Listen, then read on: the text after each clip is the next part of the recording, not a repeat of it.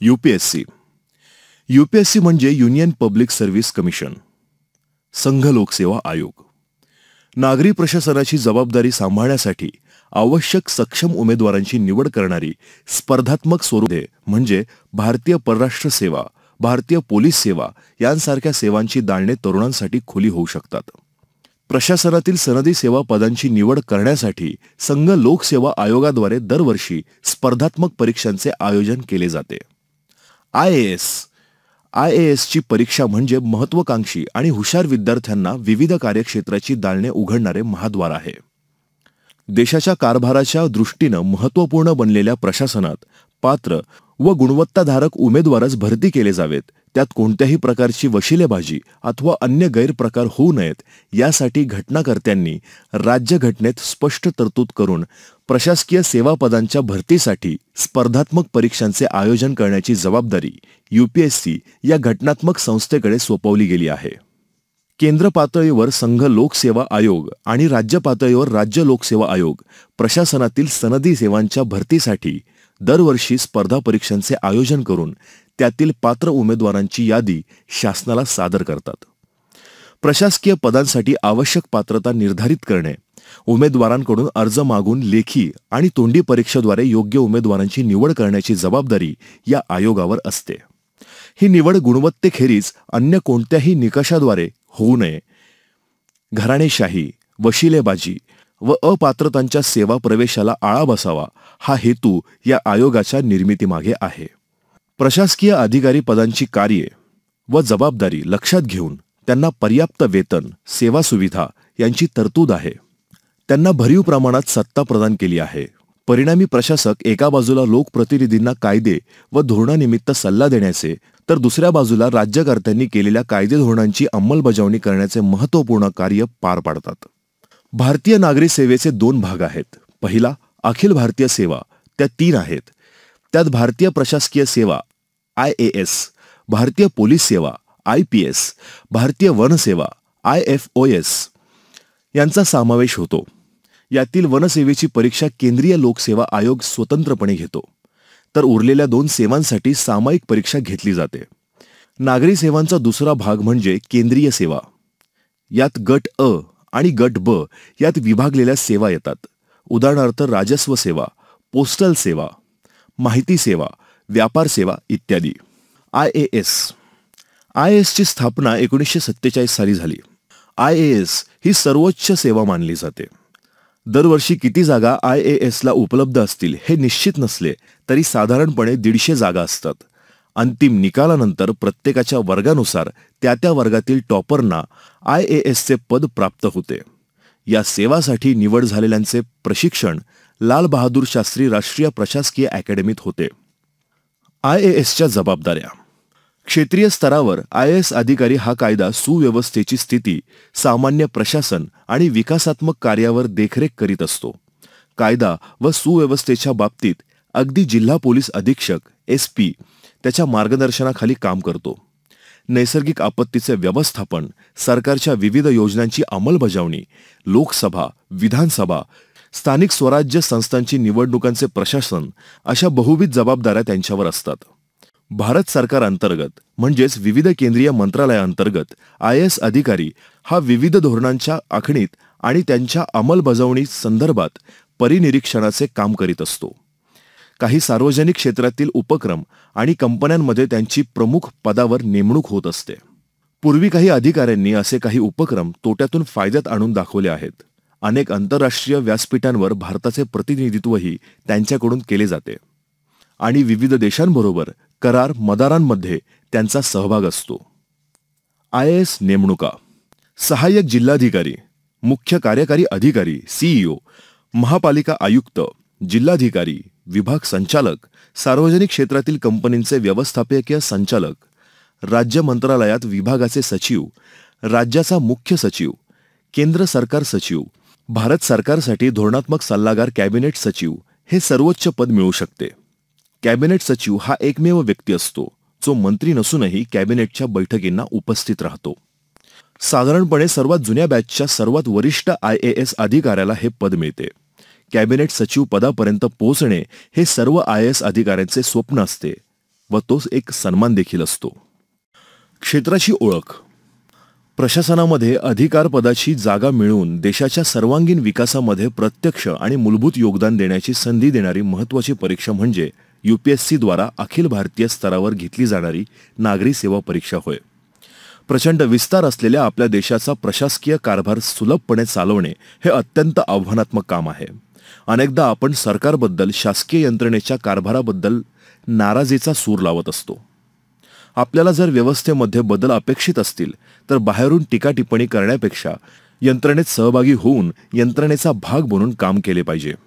यंत्रणेत आमूलाग्र बदल करायचे असतील तर सर्वोच्च अधिकारी पदावर काम करण्याशिवाय गत्यंतर नाही. अनेकदा आपल्याकडे खूप अभिनव अशा कल्पना असतात, पण यंत्रणा आणि अधिकारांच्या अभावी आपण त्या राबवू शकत नाही. UPSC परीक्षेद्वारे केल्या जाणाऱ्या नेमणुका म्हणजे अशा अधिकारी पदावर काम करण्याची एक सर्वोत्तम संधी आहे. क्षेत्रातील संधी. नेमणूक होणारी पदे. UPSCची ही परीक्षा उत्तीर्ण झाल्यास जिल्हा दंडाधिकारी आणि जिल्हाधिकारी, जिल्हा परिषदेचे मुख्य कार्यकारी अधिकारी, महानगरपालिकेचे आयुक्त, विभागीय आयुक्त, केंद्र आणि राज्य सरकारच्या विविध विभागांचे मुख्य सचिव, शासकीय महामंडळाचे संचालक, जिल्हा पोलीस अधीक्षक, पोलीस महासंचालक अशा जिल्हा, राज्य आणि केंद्रीय पातळीवरील प्रशासन यंत्रणेमध्ये जबाबदारी आणि अधिकाराच्या पदांवर काम करण्याची संधी मिळते. परीक्षेचे महत्त्व. देशात होणाऱ्या शासकीय स्तरावरील सर्व परीक्षांमध्ये UPSCद्वारे घेण्यात येणारी परीक्षा ही सर्वोच्च परीक्षा मानली जाते. त्यामुळे ही परीक्षा उत्तीर्ण होणे ही अत्यंत अभिमानास्पद गोष्ट समजली जाते. अखिल भारतीय स्तरावर होणाऱ्या या परीक्षेसाठी दरवर्षी देशभरातून लाखो विद्यार्थी बसतात. भारतासारख्या विस्तृत भौगोलिक विस्तार, प्रचंड लोकसंख्या आणि सांस्कृतिक विविधता असलेल्या देशाला एक संध ठेवून आणि कारभार सुरळीतपणे चालण्यासाठी UPSCच्या निवड प्रक्रियेतून निवड होऊन देशभर नेमणुका झालेला अधिकारी वर्ग अत्यंत महत्त्वाची भूमिका बजावतो. आपल्या अभिनव कल्पना राबवण्याची संधी UPSC परीक्षेतून निवड झालेल्या अधिकारी पदांवर नेमणूक झाल्यास आपल्याला मिळू शकते. पात्रता आणि कालावधी. भारतातील कोणत्याही मान्यताप्राप्त विद्यापीठाची पदवी एवढीच कमीत कमी शैक्षणिक पात्रता आवश्यक समजली जाते. पूर्वपरीक्षा, मुख्य परीक्षा आणि मुलाखत अशा 3 टप्प्यांमध्ये एकूण 2050 गुणांची परीक्षा असते. या परीक्षेत अंतिम निवड होईपर्यंत 1 वर्षाचा कालावधी लागतो. साधारणतः मे महिन्यात पूर्व परीक्षेचे अर्ज निघतात. पूर्व परीक्षा ऑगस्ट महिन्यात घेतली जाते. मुख्य परीक्षा डिसेंबर महिन्यात, तर मुलाखत साधारण मार्च महिन्यात आयोजित केली जाते.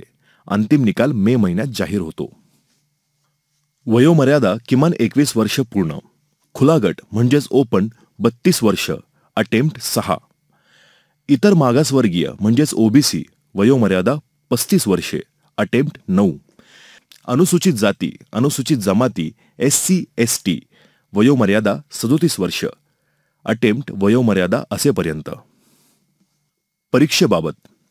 केंद्रीय स्तरावरील गट अ आणि गट ब अशा एकूण 24 सेवांसाठी ही परीक्षा घेतली जाते. पूर्व परीक्षा उत्तीर्ण झाल्यावर मुख्य परीक्षेचा अर्ज भरताना दिलेल्या सेवांच्या निवडीचा प्राधान्यक्रम उमेदवाराला नमूद करावा लागतो. उमेदवारानं दिलेल्या या सेवांच्या प्राधान्यक्रमानुसार अंतिम गुणांचा कट ऑफ आणि प्रत्येक सेवेसाठी त्या वर्षी भरली जाणारी पदे यानुसार उमेदवाराची अंतिम निवड केली जाते. गट अ सेवा. Indian administrative service, Indian foreign service, Indian police service, Indian post and telegraph account आणि finance service, Indian audit and account service, Indian revenue service, custom and central excise, Indian revenue service IT, Indian defence account service, Indian ordnance factories service, assistant works manager, administration, Indian postal service, Indian civil account service, Indian railway traffic service, Indian railway account service, Indian railway personnel service, Indian railway protection force, assistant security commissioner, Indian defence estate service, Indian information service junior grade, Indian trade service group A grade 3, Indian corporate law service. गट ब सेवा. Arm forces headquarter civil service section officers grade, Delhi Andaman आणि निकोबार बेटे, लक्षद्वीप, दीव आणि दमन, दादरा आणि Nagar Haveli civil service, Delhi Andaman आणि निकोबार बेटे, लक्षद्वीप, दीव आणि दमण, दादरा आणि Nagar Haveli police service, Pondicherry civil service, Pondicherry police service. परीक्षेचे टप्पे: पूर्व परीक्षा, मुख्य परीक्षा आणि मुलाखत. पूर्व परीक्षा बहुपर्यायी स्वरूपाची परीक्षा म्हणजेच 2 पेपर. विषय जनरल स्टडीज पेपर क्रमांक 2, गुण 200, वेळ 2 तास. परीक्षेबाबत: पूर्व परीक्षेत मिळणारे गुण फक्त मुख्य परीक्षेस पात्र उमेदवार निवडण्यासाठी असतात. हे गुण अंतिम गुणांमध्ये मोजले जात नाहीत. एखादा उमेदवार पूर्व परीक्षेमध्ये उत्तीर्ण होऊन मुख्य परीक्षेसाठी पात्र ठरला आणि मुख्य परीक्षा किंवा मुलाखत अशा कोणत्याही टप्प्यावर अपात्र ठरल्यास त्याला पुन्हा पूर्व परीक्षेपासून सुरुवात करावी लागते. पूर्व परीक्षेचे दोन्ही पेपर हिंदी आणि इंग्रजी अशा दोन्ही भाषांमध्ये उपलब्ध करून देण्यात येतात. या परीक्षेसाठी 0.33% एवढे निगेटिव्ह मार्किंग आहे. म्हणजेच एका चुकीच्या उत्तरासाठी मिळालेल्या एकूण गुणांमधून 0.33 गुण या प्रमाणात गुण वजा केले जातात. त्यामुळेच एखाद्या प्रश्नाचे उत्तर निश्चितपणे माहीत नसताना उत्तर नोंदवणे हे नुकसानकारक ठरते. मुख्य परीक्षा, लेखी परीक्षा एकूण 9 पेपर आहेत. वेळ प्रत्येकी 3 तास. विषय: पात्रता निश्चितीसाठीचे पेपर. राज्यघटनेच्या 8व्या परिशिष्टात नमूद केलेल्या भारतीय 22 भाषांपैकी उमेदवारांना निवडलेल्या एका भाषेचा पेपर द्यावा लागतो. गुण 300. इंग्लिश, गुण 300. गुणवत्ता निश्चितीसाठीचे पेपर. पेपर क्रमांक 1, निबंध, 250 मार्क. जनरल स्टडीज 1 आणि भारतीय वारसा आणि संस्कृती, जगाचा आणि समाजाचा इतिहास आणि भूगोल, गुण 250. जनरल स्टडीज 2, प्रशासन, राज्यघटना, राज्यव्यवस्था, सामाजिक न्याय आणि आंतरराष्ट्रीय संबंध, गुण 250. जनरल स्टडीज 3, तंत्रज्ञान, आर्थिक विकास, जैवविविधता, पर्यावरण, सुरक्षा आणि आपत्ती व्यवस्थापन, गुण 250. जनरल स्टडीज 4, नीतिशास्त्र, एकात्मता आणि अभियोग्यता, गुण 250. वैकल्पिक विषय 2, गुण 250. लेखी परीक्षेचे एकूण गुण 2025.